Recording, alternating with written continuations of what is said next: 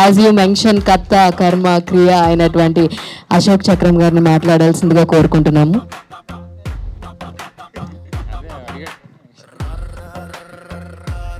So ఒకసారి గట్టిగా చప్పట్లు కొడదామా మాట్లాడే ముందు. Thank you sir. Thank you. Actually అంటే స్టేజ్ మీద రావడానికి 10 ఏళ్ళు పట్టిందని వచ్చింది. సో ఏం మాట్లాడ అర్థం కావట్లేదు. అంటే ఏదైనా నేను చేసి చూపించాలనే మెంటాలిటీ. సో మెంటల్గా ఎంత స్ట్రగుల్ అయ్యానో అంటే సినిమాతోని మాట్లాడాలి అని నాకు ఎప్పుడు ఉండేది. బట్ అంటే ఇంకోటి ఏంటంటే కొన్ని అంటే నరేషన్లో చెప్పడంలో ఎవరు ఎలాంటి కోరుకుంటారు క్యారెక్టర్ కొంచెం అందులో చెప్పాను కదా కొన్ని డైలాగులు. సో అలాగే ఎవరు ఏది ఎక్స్పెక్ట్ చేస్తారో నాకు తెలియదు. సో నేను వాళ్ళని నమ్మించడానికి కథ చెప్పడం వల్ల నా వల్ల కాదు. నేను కథని కథలా చెప్పాలనుకుంటా కానీ నమ్మించేలా కథ చెప్పాలంటే నా వల్ల కాదు. సో ఇంకోటి ఏంటంటే నేను ఎవరిని అసలు ఒక నార్మల్ ఒక లోయర్ మిడిల్ క్లాస్లో నుంచి వచ్చిన వాడిని నన్ను నమ్మి ఒక ప్రొడ్యూసర్ ఒక 3-4 కోట్లు అట్లీస్ట్ ఎంతైనా ఒక అమౌంట్ పెట్టాలంటే ఎందుకు పెట్టాలి, నన్ను ఎందుకు నమ్మాలి? సో ఇది వాళ్ళ దగ్గరికి వెళ్ళి నేను కథ చెప్పి వాళ్ళ డబ్బుని వేస్ట్ చేయడం నాకు ఇష్టం లేదు. సో ఈవెన్ షార్ట్ ఫిల్మ్ అయినా కానీ సో అంటే వాళ్ళ ప్యాషన్ నుండి చేస్తే ఓకే. బట్ నేను నమ్మించి ఇది ఇప్పుడు షార్ట్ ఫిల్మ్ అయితే అసలు మా అమౌంట్ వస్తుందో రావలేదు తెలియదు. బట్ సినిమా అయినా థియేటర్కి వచ్చే ఆడియన్స్ ఎట్లా ఇప్పుడు ఎంత తగ్గిపోయింది అంటే ఆడియన్స్ రావడం తగ్గిపోయింది. ఓటీటీకి అలవాటు పడిపోయారు. సో ఇప్పుడు మనం 3-4 కోట్ల బడ్జెట్లో కథ చెప్పి ఒప్పించి రప్పించాలంటే మనల్ని ఎందుకు నమ్మాలి? సో అందుకే నన్ను క్వశ్చన్ చేసుకుంటే ఎప్పుడైనా సో అలా నన్ను నా మీద నేను ఇన్వెస్ట్ చేసుకుంటాను. మొదట్లో ఎవరు ఒకతను చెప్తే యాక్చువల్ ట్రై చేస్తుంటే సపోర్ట్ అడుగుతుంటే ఎవరో వచ్చారు ప్రొడ్యూసర్ అన్నారు. ఎవరో రియల్ ఎస్టేట్ వాళ్ళు ఎవరో ఉన్నారంటే సో అంత ప్యాషన్ అంటే ప్రొడ్యూసర్లో కూడా కొంతమంది ప్యాషనేట్ లేరు చూశాను నేను కొంతమంది. సో అంటే సినిమా అనేది ఏదో అంటే సింపుల్గా డబ్బులు పెట్టాము ఎంత వస్తుందనే లెక్కల్లో కొంతమంది చూస్తుంటారు. బట్ కొంచెం ప్యాషనేట్గా తీయాలి. సో యాక్చువల్లీ నేను కూడా కొంత నా మిడిల్ క్లాస్ మెంటాలిటీతోని చాలా చోట్ల తగ్గి చేశా. ఎందుకంటే మన దగ్గర అంత బడ్జెట్ లేదు. అందుకే క్వాలిటీ విషయంలో కొంత తగ్గింది. కొన్ని సీన్లు నైట్ సీన్లు చేయాల్సింది చేయలేదు. కొన్ని మిస్టేక్లు ఉన్నాయి. అన్నీ నాకు తెలుసు. ప్రతిదీ ఏ మిస్టేక్ ఉందో కూడా నాకు తెలుసు. అందుకే నేను యాక్చువల్లీ సినిమా లేట్ అవ్వడానికి కారణం నాకు ఒక్కనైపోయి నాలో నేను స్క్రిప్ట్లో కానీ షూట్ చేసినాక రష్ చూసుకొని అరే నేను ఇమాజిన్ చేసింది వేరే రేంజ్ కదా ఇక్కడ తగ్గిందే అని అక్కడ స్ట్రక్ అయిపోయి నన్ను నేను క్వశ్చన్ చేసుకుంటూ ఉండేవాడిని. అంటే మనం ఏంది ఇది కరెక్టా కాదా, నేను అసలు డైరెక్టర్నా కాదా, చేయగలుగుతానా లేదా నా మీద అందుకే ఎవరికి చెప్పబోయేవాడిని. నాలో నేను మాట్లాడుకొని ఎందుకంటే బాగా వచ్చిందని ఊరికే చెప్పలేను కదా. అదే నేను అనుకున్నాను అది కదా ఇలా వచ్చింది ఏంది అనేది డౌట్ ఉండేది. అట్లా టైం గడుస్తుంటే ఒక టైంలో రియలైజ్ అయ్యా యాక్చువల్లీ నేను తీసే థియేటర్ సినిమా కాదు కదా, ఒక ఇండిపెండెంట్ ఫిల్మ్. నాకున్న సోర్సెస్ ఇంతే. సో నాకున్న బడ్జెట్లో ఇంతే వస్తుంది. నేను అనవసరంగా ఎక్కువ ఎక్స్పెక్ట్ చేస్తున్నాను అర్థమై రియలైజ్ అయ్యి మళ్ళీ నేనే మోటివేట్ అవుతూ చేశాను. సో ఓవరాల్గా సినిమా చేసింది ఏంటంటే ఒక ప్రొడ్యూసర్ గారిని అప్రోచ్ అవ్వాలంటే నేను ఇది నా ఈ బడ్జెట్లో ఈ సినిమా చేయగలను అని ప్రూవ్ చేయడానికి ఈ సినిమా చేశాను. సో నేను ఎప్పుడు అంటే నా సినిమాలో కూడా అదే మిడిల్ క్లాస్ మెంటాలిటీ అన్నాను కదా, ఏదో చూసి చేస్తాను. సో రేపు పొద్దున ఒక ప్రొడ్యూసర్ ఎవరైనా వచ్చినా కానీ అంటే ఒక 50 lakhs పెట్టినా దాన్ని 5 crores లేక 1 crore పెట్టినా 10 crores రేంజ్లో తీయాలి అనే మెంటాలిటీ ఉంటుంది తప్ప డబ్బులు వృధాగా ఖర్చు పెట్టాలని ఎప్పుడు నాకు ఉండదు. సో కంటెంట్ మీద ఆలోచిస్తా, ప్రొడ్యూసర్ గురించి ఆలోచిస్తా. ఎందుకంటే నాకు సక్సెస్ అంటే సినిమా బ్లాక్ బస్టరా హిట్టా ఇది కాదు నాకు కావాల్సింది. 1 కోటి పెట్టాడా 1 లక్ష వచ్చినా దానిపైన 1 లక్ష వచ్చినా నేను సక్సెస్ అయినట్టే. సో అంతేకాని ఏదో 10 కోట్లు పెట్టి బయట టాక్ వచ్చేసి హిట్ అయిందంట అంటే ప్రొడ్యూసర్కి 5 కోట్లు వచ్చినా వేస్టే కదా. 5 కోట్లు పెట్టిన దగ్గర 5 కోట్లు వచ్చినా వేస్టే. బట్ 1 కోటి పెట్టినా 1 లక్ష వచ్చినా అది ఫ్లాప్ అని తెలిసినా నేను సక్సెస్ అనే ఫీల్ అవుతా. సో ఆ మెంటాలిటీ నాది. సో అందుకోసం నేను ఈ చిన్న బడ్జెట్లో ఇది ఆల్మోస్ట్ 1.5 hour అంటే అందరు థియేటర్ సినిమా కొంతమంది అన్నారు ఏదో థియేటర్ కూడా రిలీజ్ చేస్తా అంటున్నారు, కానీ నాకు ఇంట్రెస్ట్ లేదు. ఇది థియేటర్ క్వాలిటీ కాదు, అంటే నేను ఇంకా బాగా చేయగలను. సో ఇది ఓటీటీకి అయితే okay, OTT range cinema. So theatre అంటే గ్రాండియర్ అది వేరే ఉంటుంది. సో ఓవరాల్గా ఇది అంటే ఇక అన్నీ చెప్పలేము, ఇది లెంత్ అయిపోతుంది, మనకు టైం లేదు. సో ఇంకా మేజర్గా థ్యాంక్స్ చెప్పాల్సింది నా టీం అందరికీ థ్యాంక్స్ చెప్పాలి. మొదట శ్రీధర్ ఫస్ట్ కథ చెప్పింది ఆయనకే. సో ఒక జీబులో ఫస్ట్ నిద్రపోయాడు, తర్వాత మళ్ళీ స్క్రీన్ ప్లే మార్చి చెప్పా, అప్పుడు అదిరిపోయింది అన్నాడు. సో ఓకే అని అప్పుడు స్టార్ట్ చేశా. అంతకుముందు కూడా యాక్చువల్లీ డెమోకి వేరే కథ అనుకున్నా, అది చెప్తే మనోడు కొంచెం ముందుకు రాలేదు. తర్వాత ఇప్పుడు ఈ కథ థ్రిల్లర్ బాగుందని చెప్పాను. సో అలా స్టార్ట్ అయింది. తర్వాత మనోజ్ చెప్పాను. సో మనోజ్ కూడా ఇంట్రెస్ట్ చూపించాడు.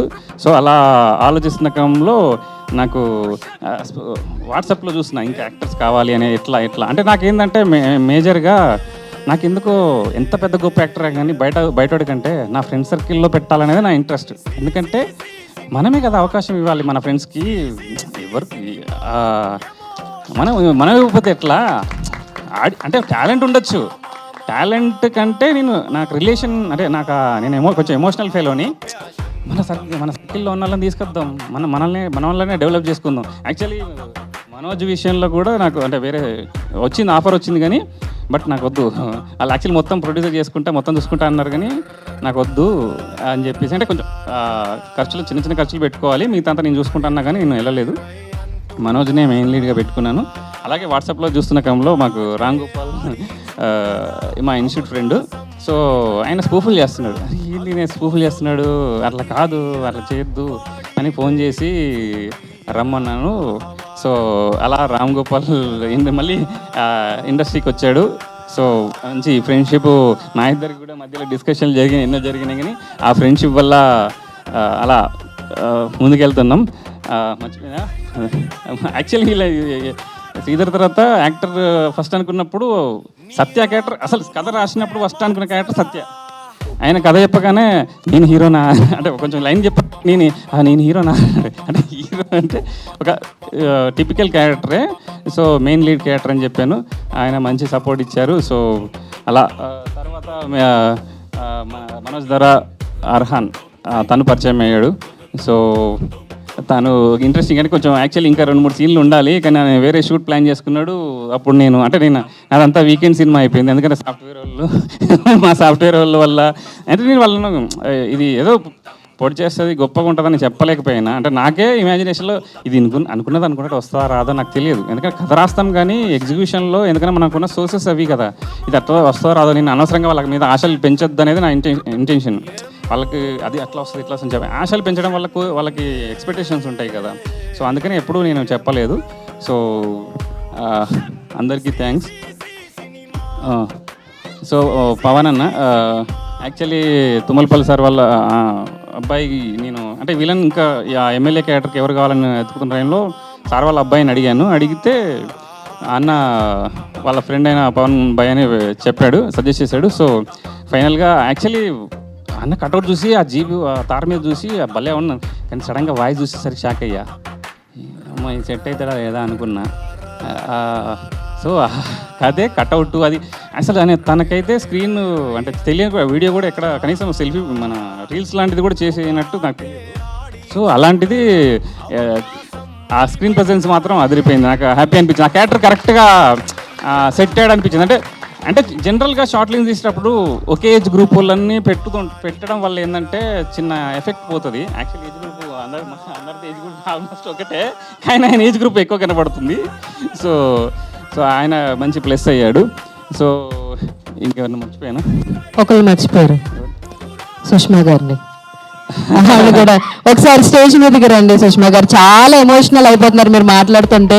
ఆవిడ అక్కడ ఏడుస్తూ కన్నీళ్ళు తుడుచుకుంటూ, ఒకసారి గట్టిగా చప్పట్లు కొడదామా producer of this beautiful film Sushma గారిని. ఇప్పుడు ఆవిడ గురించి చెప్పండి, ఆవిడే మీరు మర్చిపోయారు. మీరు ఏమన్నా మాట్లాడాలనుకుంటున్నారా?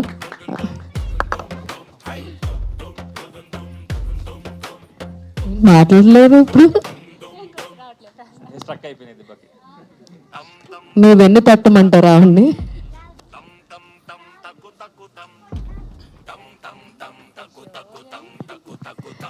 ఇంత బ్యూటిఫుల్ గా ఉన్నారు అసలు వీళ్ళు, ఒకరికొకరు సపోర్ట్ చేసుకుంటూ. వీళ్ళిద్దరి కోసం ఒకసారి గట్టిగా చప్పట్లు కొడతాం. థ్యాంక్ యూ చెప్పండి సుష్మా గారికి, స్టేజ్ మీద పిలిచాను, మీరు చెప్పండి. ఇప్పుడు దాకా ఎంత స్ట్రాంగ్ గా మాట్లాడారు ఆయన. ఓకే, సార్ వెళ్ళిపోతారంట, మీరు ఏడుస్తున్నారు. మళ్ళీ ఈ అవకాశం రావడానికి మళ్ళీ టైం పట్టేలా ఉంది. మీరు తొందరగా తీసేస్తే మాత్రం ఆవిడ ఇప్పుడే వెళ్ళిపోయి కూర్చుంటుంది, ఎందుకంటే నెక్స్ట్ మంత్కి ఇంకొక సినిమా తీసుకొచ్చేస్తే కనుక.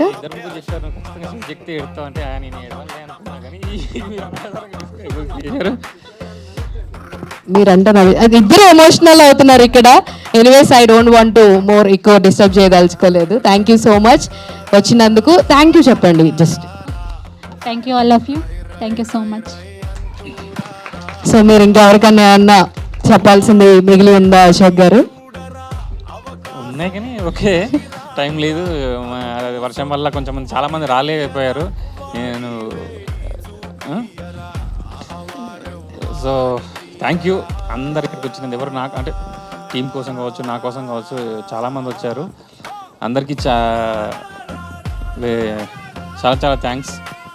అండ్ ఒక సినిమా తీసుకెళ్ళి అంటే నేను రకరకాలుగా డిస్టర్బెన్స్ అయ్యాను. అంటే కెమెరా కొంచెం సార్లు నాకు కొన్ని మైనస్లు ఉన్నాయి, కానీ మైనస్లు స్టేజ్ మీద చెప్పకూడదు. కానీ సో అవన్నీ నేను యాక్చువల్లీ రఫ్ అండ్ టఫ్ మనిషిని, ఏదో సాఫ్ట్గా కనబడుతున్నాయి, కానీ నా మాట్లాడితే కొంచెం ఎందుకో మామూలుగా జరుగు అన్నా కానీ అది ఎలా ఉంటుంది, ఏదైనా మాట్లాడితే రఫ్గా ఉంటుంది. నేను చాలా ఏళ్ళ నుంచి చాలా ఇలా అంచుకొని ఎవరో చెప్తారు భయ్యానికి చాలా సాఫ్ట్ అని చెప్పారు కదా. సాఫ్ట్ కాదు యాక్చువల్లీ. నాకు తెలియకుండానే నార్మల్ మాటలే ఒకసారి ఆర్షగా వస్తుంది. బట్ నెక్స్ట్ నుంచి నేను యాక్చువల్లీ తెలంగాణ ఎగ్జాక్ట్ తెలంగాణ ఆంధ్ర టైంలో వచ్చిన ఇటు. అప్పుడు కరెక్ట్గా ఒక జోన్లోకి ఎంటర్ అయ్యాను. ఆ జోన్లో అలా అంచుకుంటున్నా. అంటే నాకు తెలియదు ఈ సాఫ్ట్వేర్ ఏమంటారు, ఈ కార్పొరేట్ సిస్టమ్ ఇది తెలియదు, ఎట్లా బిహేవ్ చేయాలని తెలియదు. నేను యాక్చువల్లీ దేవదాస్ కనకాల గారి స్టూడెంట్ని. సో అక్కడి నుంచి జర్నీ స్టార్ట్ అయింది. సో రాజీవ్ కనకాల గారి ఆఫీస్లో అసిస్టెంట్ డైరెక్టర్గా జాయిన్ అయ్యాను. అక్కడ అట్మాస్ఫియర్లో చాలా నేర్చుకున్నా. ఒక్కొక్కరు అజయ్ ఘోష్ గారు ఇలా అంత పెద్ద యాక్చువల్లీ వాళ్ళతో జర్నీ ఉంది నాకు. సో అక్కడ చాలా నేర్చుకున్నా. కాకపోతే నా ఒరిజినాలిటీ పోయింది. ఇప్పుడు నేను ఆంధ్రాన తెలంగాణ అంటారు. సో ఆ ఒరిజినల్ స్లాంగ్ కావచ్చు, ఒరిజినాలిటీ చాలా పోయింది. సో అంతా అంచుకొని ఉన్నా. నేనేం సాఫ్ట్ కాదు, కానీ సినిమా కోసం తగ్గుతా అంటే ఏమన్నా డైలాగ్ ఉంది కదా, సో నెగ్గాలంటే తగ్గాలని. సో నేను ఖచ్చితంగా తగ్గుతా. బట్ సినిమా కొన్ని అంటే కొంచెం పేరు వస్తే కొన్ని విషయాల్లో మనం స్ట్రాంగ్గా నిలబడవచ్చు. కొన్ని స్ట్రాంగ్ డిసిషన్ తీసుకోవాలి. పోనీలే అద్దులే మనకు ఫ్రీగా వస్తున్నారా లేదంటే కొన్ని విషయాల్లో నేను స్ట్రాంగ్గా లేను అనేది నాకు అర్థమైంది. ఈ తర్వాత స్ట్రాంగ్గా ఉంటాను. సో నేను సినిమా పోస్ట్ ప్రొడక్షన్ సినిమా అయిపోయింది యాక్చువల్లీ 1 year బ్యాక్ ఎప్పుడో అయిపోయింది. పోస్ట్ ప్రొడక్షన్ స్టార్ట్ చేద్దాం అనుకున్నప్పుడు ఎలా ఆలోచిస్తుంటే అందులో కూడా మళ్ళీ ఫ్రెండ్ అని ఎత్తుక్కున్నా. సో ఆ సో అంటే నాకు ఎక్కడికి వెళ్ళినా అంటే కొత్తలో వెళ్తే ఎలా ఏమవుతుందో తెలియదు, మళ్ళీ ఆ ఫ్రెండ్ని ఎత్తుకున్నా. విశ్వ చాలా ఓపిక్గా చేశాడు. సో కొంచెం చూడు ఏమైనా మిస్టేక్లు ఉంటే కవర్ చేయి అని చెప్పాను. సో ఓవరాల్గా థ్యాంక్స్. బొల్లా మ్యూజిక్ డైరెక్టర్ మరి రాలేదు, ఏదో ఈటీవీ వాళ్ళది ప్రాజెక్ట్ చేస్తున్నట్టున్నాడు. సో బొల్లా వల్ల లేట్ అయింది. యాక్చువల్లీ ఎప్పుడు 4-5 నెలల క్రితం షో పడాల్సింది. సరే ఓకే, దగ్గర ఆయన వ్యక్తిగతంగా మంచిగా మాట్లాడతాడు. నేను కోపం వచ్చేంతలా కాదు బ్రో, అయిపోద్ది బ్రో, నెక్స్ట్ వీక్లో అయిపోద్ది బ్రో అని. అయిపోద్ది ఎందుకు తగ్గాలని చెప్పేసి యాక్చువల్లీ అంటే నెగిటివ్ చెప్పట్లేదు ఇక్కడ. సో ఓకే, మంచి మ్యూజిక్ డైరెక్టరే, కానీ ఆయన చేతుల్లో కూడా లేదని చెప్పాడు. కానీ ఓకే లేట్ అయింది, బట్ అవుట్పుట్ అయితే నాకు నచ్చింది. తర్వాత విష్ణువర్ధన్ గారు 5.1 చాలా హ్యాపీ, బాగా చేశారు. అలా సెకండ్ కెమెరా నాకు యాక్చువల్లీ మెయిన్ కెమెరామెన్ అశోక్ అన్న బెయిన్, ఆయన పేరు కూడా అశోకే. ఎవరన్నా అశోక్ అంటే నేనే మళ్ళీ అన్నీ యాక్చువల్లీ అంటే నన్ను నేను పోడుకుంటే బాగుంది, కానీ ప్రొడ్యూసర్, డైరెక్టర్, యాక్టర్, మేనేజర్ ఇంకేముంటాయి తెలిసి 24 దాంట్లో ఏముంటాయి కానీ అన్నీ చేయాల్సి వచ్చింది. కాకపోతే నన్ను నాకు పడుకోవడం కరెక్ట్ కాదు కాబట్టి అశోక్ అనే పోయిన ఆయన అయితేను, నేను కెమెరా కాదు, అశోక్ అనే పోయిన ఆయన డిఓపి వేరు. ఆయన ఈ సినిమా ఈ ఇండిపెండెంట్ ఫిల్మ్ తర్వాత ఆయనకి సినిమా వచ్చింది. ఆయన కాలంకి బేరు అనే సినిమా చేశాడు. తర్వాత ఇప్పుడు వరుసగా బిజీగా ఉన్నాడు, విజయవాడలో ఎక్కడ ఉన్నాడు. వేరే జీ5ది ఏదో వెబ్ సిరీస్ వచ్చిందట, అది చేస్తున్నాడు. సో ఆయనకి థ్యాంక్స్. కొన్ని ప్యాచ్ వర్కుల్లో నాకు సెకండ్ కెమెరాగా వరుణ్ చేశాడు. సో తర్వాత నాకు ఇంకొక బాగా సపోర్టు ఏంది అంటే రమేష్ మెండేస్